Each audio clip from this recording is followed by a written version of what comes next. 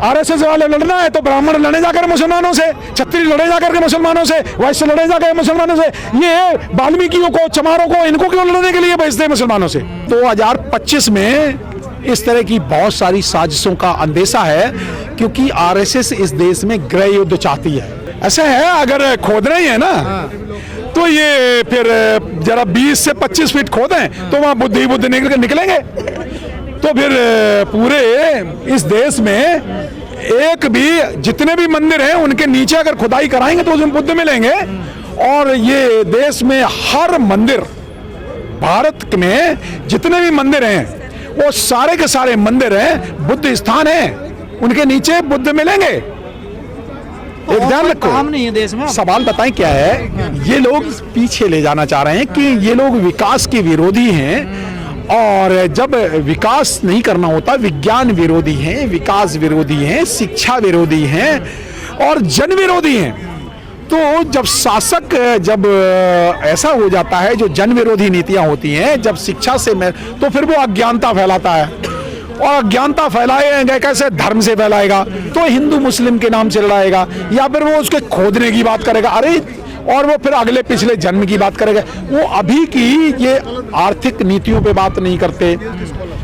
लोग कहते हैं जातियों की जनगणना करो, वो हिंदू मुस्लिम की बात करने लगते हैं। तो ये तो काम है ना उनका, शासकों का काम ही यही है, और वो हमेशा से करते रहे हैं। तो और आरएसएस तो हमेशा घृणा फैलाती रही है, उनका आरएसएस का तो एजेंडा ही है घृणा फैलाना, कि कभी ये मुसलमान ऐसे होते हैं, ये ऐसे होते हैं, इस तरह की बात कर, क्योंकि वो जानते हैं, आरएसएस वाले ये अच्छी तरह जानते हैं, जितने भी भारत में मुसलमान हैं उसमें से 90 से 95% मुसलमान ये कन्वर्टेड मुसलमान हैं। तो ये पहले ये शूद्र हुआ करते थे। अब उन्होंने जब जो हिंदू धर्म से प्रताड़ित होकर के इन लोगों ने हिंदू धर्म को लात मार के मुस्लिम धर्म अपना लिया। तो वो आरएसएस वाले ये जानते हैं कि मुसलमान नहीं है, ये शूद्र हैं। तो दरअसल वो हिंदू मुस्लिम नहीं कर रहे, वो दंगे में शूद्रों को ही मार रहे हैं, चाहे मुसलमान के नाम पे शूद्रों को मार रहे हो, चाहे क्रिश्चियन के नाम पे शूद्रों को मार रहे हो, चाहे शेड्यूल ट्राइब के नाम पे शूद्रों को मार रहे हो, चाहे शूद्रों पे वैसे अत्याचार कर रहे हो। संभल की घटना है या फिर साजिश? आपको क्या नजर लगता है? साजिश, सीधी साजिश। और ये साजिश तो एक्चुअली उनका प्लान तो इलेक्शन से पहले ही था, ये साजिश कराने का। हाँ, और वो थोड़ा बहुत देर हो गई, लेकिन और ये तो ऐसे करते रहेंगे ये। और ये आज थोड़े ये 2025 में इस तरह की बहुत सारी साजिशों का अंदेशा है, क्योंकि आरएसएस इस देश में गृह युद्ध चाहती है। वो क्यों गृह युद्ध चाहती है? उसका कारण है कि अब लोग संविधान की आर्टिकल्स भी पढ़ने लगे। अब लोग कहने लगे कि ये इस देश का नाम भारत है, अब ये हिंदुस्तान है ही नहीं है। और अब लोग संविधान भी पढ़ने लगे, तो लोगों को जब ये अधिकार मांग ले रहे हैं, भाई ये तो 52 नहीं है, तो 60, 67, 68% है जो ओबीसी के लोग हैं, इतने ज्यादा। जब ओबीसी के लोग जब हिस्सा मांगते हैं, खासकर ओबीसी के, ये यादव जाति के अलावा ये गडरिया, तेली, नाई, जाट, गुजर, हरियाणा में जब जाट लोग हिस्सा मांगने लगे तो उन्होंने क्या कर दिया, 1 वर्सेस 35। तो मतलब 35 जातियों को इकट्ठा करके एक डोमिनेंट जो कास्ट थी, जाति जाट, जो हमेशा से सत्ता में रहे, उनकी सत्ता को छीन लिया। इन्हें मतलब इस देश के लोगों से कोई लेना देना नहीं है, इनकी सत्ता होनी चाहिए, चाहे जैसे भी सत्ता है। तो ये सत्ता तो फिर विपक्ष की काट क्यों नहीं कर रहा? विपक्ष क्यों शांत हो जाता है? देखिए, विपक्ष की जितनी भी पार्टियां हैं, एक्चुअली विपक्ष क्यों नहीं कर रहा? क्योंकि उनके पास देखिए solution, those who oppose should propose. Manohar Kashiram साहब ये बात कहते थे, जो लोग विरोध करते हैं उनको उस विरोध का एक हल देना पड़ेगा। तो विपक्ष के लोग विरोध करें तो कैसे करें? उनके पास हल तो कुछ है ही नहीं। राहुल गांधी के पास क्या हल है कि वो ये तो कह नहीं सकते कि मैं आरक्षण लागू कर देंगे, तो भाई कर दो लागू, अपने अपने स्टेट में नहीं कर पा रहे हैं। तो उनके पास जब कोई जो अल्टरनेटिव सोल्यूशन नहीं है तो वो विरोध नहीं कर पा रहे हैं। लोग ऐसे मरते रहेंगे। हाँ, ये जब तक बहुजन आंदोलन सशक्त नहीं होता, जब तक लोग अपने वोट के अधिकार को सही तरह से प्रयोग नहीं करेंगे, तब तक उनके अधिकार इसी तरह से छीने जाते रहेंगे। स्थिति में अम्बेडकरवादी क्या रोल निभा सकते हैं? हाँ, अंबेडकरवादियों को बाबा साहब आज परिनिर्वाण दिवस है, बाबा साहब का परिनिर्वाण दिवस है, उनको बाबा साहब के नारे की बजाय, बाबा साहब पूजा करने की बजाय, बाबा साहब पे माला चढ़ाने की बजाय बाबा साहब के विचारों को मानना चाहिए। बाबा साहब की एक महीने में एक किताब पढ़ लेनी चाहिए। मैं तो खासकर जो पढ़े लिखे लोग हैं, जो पढ़े लिखे इंजीनियर्स, डॉक्टर्स, IAS, मैं उन लोगों से कहता हूं भाई साहब एक किताब पढ़ लो आप बाबा साहब की, जाति भेद का बीजनाश। दूसरी किताब पढ़ लो मुक्ति कौन पथे। तीसरी किताब पढ़ लो बुद्धा और उनका धम्म। अगर ये 3 किताबें पढ़ लें और चौथी किताब पढ़ लें कांग्रेस और गांधी ने अछूतों के साथ क्या किया, तो वो कभी भी अपना वोट बर्बाद नहीं करेंगे, तो वो राजनीतिक रूप से बर्बाद नहीं होंगे। वो हाँ। ये जो स्थिति बनी हुई है मस्जिद मंदिर को लेकर, यहाँ जो अम्बेडकरवादी हैं ये कैसे एक ब्रिज का काम या पुल कैसे ये इसको कैसे रोक सकते हैं? ये जब तक भाईचारा नहीं बनेगा, जब मुस्लिम समाज, इसमें मैं मुस्लिम भाइयों की भी एक बहुत बड़ी गलती है।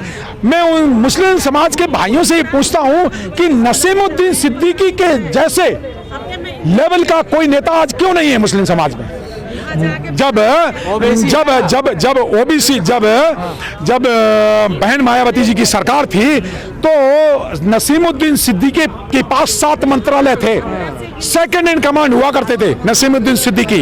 अब कहां है? तो मुस्लिम लीडर कोई नहीं है। एक्चुअली आरएसएस चाहती क्या है, कांग्रेस क्या चाहती है, वही काम कांग्रेस ने किया, वही काम बीजेपी ने किया, वही काम आप पार्टी ने किया, वही काम सपा कर रही है। सपा क्या कर रही है, आरएसएस क्या कर रही है, बीजेपी क्या कर रही है, कांग्रेस, ये सारे मुस्लिम लीडर को खत्म कर रही है ये। और बीजेपी और आरएसएस क्या कर रही है, सारी पार्टियां क्या करें, मायावती ये एक्चुअली बहुजनों के लीडर को खत्म करते हैं। ये बहुजनों को वोट चाहिए, राहुल गांधी को बहुजनों की समस्याओं को हल नहीं चाहते, बहुजनों का नेतृत्व खत्म करते हैं, चाहे वो मुस्लिमों का नेतृत्व खत्म करते हैं। और बहन जी क्या करती हैं, बीएसपी क्या करती है, बीएसपी ने क्या किया, 100 MLA लड़ा दिए, मायावती ने मुसलमानों को 100 टिकट दे दिए। तो ये उल्टा प्रचार करते, फिर भी मुसलमानों को समझ में नहीं आया। अरे भाई लेकिन मैं बता रहा हूं कि ऐसी लोकसभा की 152 सीटें हैं भारत में, सिर्फ मुसलमान और शेड्यूल कास्ट से इकट्ठे वोट डाल दे वो पार्लियामेंट में पहुंच जाएं। तो 152 सीटें ऐसी हैं जहां दलित मुस्लिम, सिर्फ दलित मुस्लिम दो समाज के लोग वोट डाल दें, वो तो पार्लियामेंट में आ जाएं। लेकिन सवाल क्या है, मुस्लिम लोग जो मुस्लिम लोग हैं उन्हें भी अपना नेता तो चुनना ही पड़ेगा ना। वो नेता जो मुस्लिम समाज के नेता हैं, गुलाम नबी आजाद, वो गुलाम भी हैं और आजाद कभी हुए नहीं, वो हमेशा कांग्रेस के लिए काम करते रहे। उन्होंने क्या किया, अल्टीमेटली क्या किया, कभी मुस्लिम का एम्पावरमेंट ने क्या, खुद अपनी पार्टी बना ली, उनका तो कुछ नहीं किया। मुस्लिमों का क्या हुआ, बहन मायावती जी ने सबका प्रतिनिधित्व दिया। तो ये दंगे भाईचारा बनाना पड़ेगा, भाईचारा ठीक है, लड़े जा करके, आरएसएस वाले लड़ना है तो ब्राह्मण लड़े जाकर मुसलमानों से, क्षत्रिय लड़े जाकर के मुसलमानों से, वैश्य लड़े जाकर मुसलमानों से। ये वाल्मीकियों को, चमारों को, इनको क्यों लड़ने के लिए भेजते हैं मुसलमानों से? इनमें तो हम हो तो जाए लड़े जा करके, लेकिन वो अपने लोगों को, अपने बच्चों को, ये ब्राह्मण क्षत्रिय वैश्य लोग अपने बच्चों को पब्लिक स्कूल में भेजते हैं और ये दलितों को, वाल्मीकियों को लड़ने के लिए भेजते हैं। मान्यवर, ये झगड़े की जड़ नहीं है, ये राजनीति के शिकार हैं। हमारे बहुजन नेता राजनीति नहीं करते, हमारे बहुजन नेताओं के साथ राजनीति होती है। आरएसएस जब चुनाव हारती है या जब उसके पास कुछ एजेंडा नहीं होता, या जब लोगों की भावनाएं भड़कती हैं, लोग यंग लोग रोजगार मांगते हैं, नौकरियां मांगते हैं, या जब लोग सत्ता से पीड़ित होते हैं, महिलाएं मान सम्मान की बात करने लगती हैं, तो आरएसएस क्या करता है कि आरएसएस उन समस्याओं से ध्यान हटाने के लिए दंगा कर देता है। जैसे अभी संबल में हुआ, ये आरएसएस दंगा करवाती है, उसमें पार्टियों में आप ना जाएं, चाहे वो बीजेपी हो या कांग्रेस हो या सपा हो, इससे कोई फर्क नहीं पड़ता कि पहले कांग्रेस दंगे करवाती थी, अब बीजेपी करवा रही है।